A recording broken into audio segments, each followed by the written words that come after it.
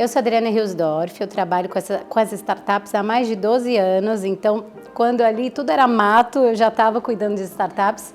Sou mentora no programa Batalha das Startups, dou aula para o curso Investidor Anjo aqui do João Kepler e estou agora no Boss Explica. Então vamos lá, gente, Marco Legal nada mais é do que a primeira instituição da legislação a respeito de um tema. Então, o Marco Legal das Startups, ele veio para trazer fomento a todo o empreendedorismo, todo o ecossistema de startups que a gente até então não tinha nenhuma regulamentação. A gente tinha só a lei do investidor anjo, que era aquele contrato de investimento da lei 155, se não me engano de 2016, e então a gente se baseava em conceitos ali onde a gente buscava tanto societário, empresarial, tributário.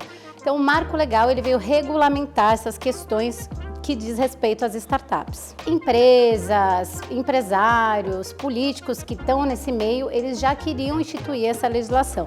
Só que como tudo no direito demora, então precisou ter votações, passa por um processo legislativo que é ali de aprovação entre a Câmara dos Deputados e o Senado Federal, vai e volta, depois de muitos vetos em algumas questões importantes, foi aprovado agora em agosto de 2021, se eu não me engano, que entrou em vigência.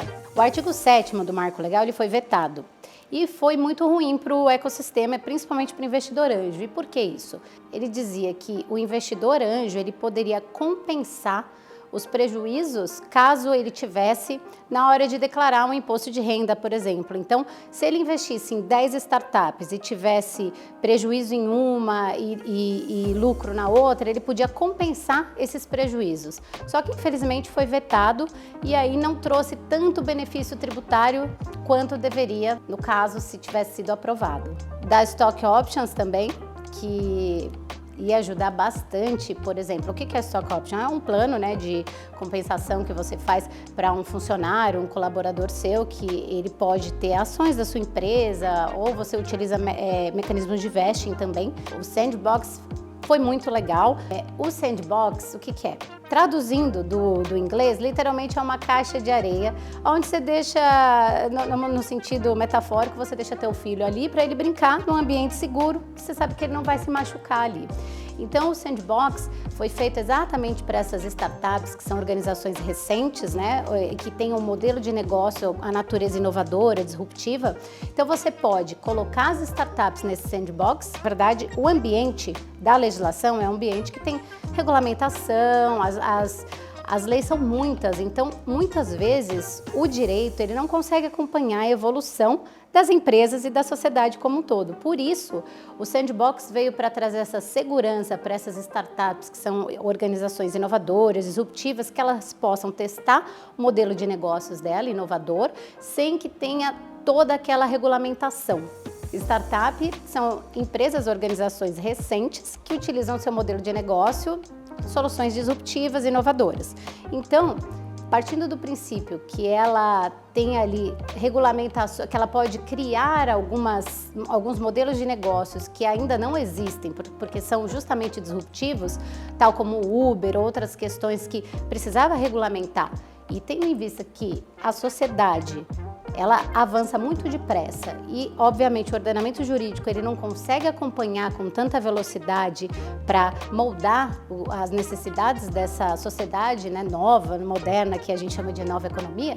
Então, o Sandbox veio justamente para isso, para ajudar as startups, elas podem testar um modelo de negócios dela, seja produto ou serviço, sem aquela regulamentação dos órgãos, por exemplo, o CVM, Bacens, o ZEP, enfim. Então, é basicamente isso, você poder testar em parceria com esses órgãos regulamentadores e aí você consegue, de fato, não ter sanções, aquelas coisas muito pesadas para que ela possa desenvolver com tranquilidade o modelo de negócios. Então, ele trouxe duas coisas bem legais, dois pontos importantes que eu acho que vale a pena a gente mencionar, que é o órgão público pode contratar através de licitação startups, soluções inovadoras, então ele vai falar qual solução que é e através da CPSI, que é Contrato Público de Soluções Inovadoras, ele vai poder contratar, enfim, tem umas especificidades que não vêm ao caso agora, mas é importante saber que agora tem esse processo de facilitação para o órgão público ele contratar. E o segundo ponto, a gente tem a lei do bem, quem não nunca ouviu falar, ou enfim, é aquela lei que as grandes empresas multinacionais, elas são obrigadas a investir uma parte do dinheiro delas em pesquisa e desenvolvimento. E aí, o que o Marco Legal trouxe? Que essas empresas, além de investir em pesquisa e desenvolvimento, elas também podem investir nas startups, através de FIP, fundo de investimento, ou aceleradoras, enfim, concursos, todas essas questões. Então, é bem legal, porque trouxe um fomento maior do órgão público, esse sentimento de cooperação entre os órgãos públicos e os privados, para eles cooperarem entre si, para fomentar ainda mais o ecossistema e trazer cada vez mais maturidade e possibilidade de um ambiente aí que todos se beneficiem. Então, esses dois pontos são bem legais de se falar também. Na verdade, o Marco Legal simplificou um pouco o regime da SA, mas na verdade não foi bem assim. E por que foi ruim? Porque SA nada mais é do que um tipo societário, né? Assim como sociedade limitada, enfim. E, na verdade, ele teve uma possibilidade muito bacana de regulamentar, dizendo assim, olha, as startups que começarem com o tipo societário de SA, elas podem adotar o Simples Nacional. Só que não veio essa regulamentação. Então, a única coisa que eles falaram da SA é o seguinte, ao invés de 2 diretores, você pode ter 1, e aquelas que têm um faturamento até 78 milhões, pode ter os registros dela em digital. Então, todos os atos que ela precisa, na verdade, a SA, o que ela tinha que fazer, né, dos atos societários dela?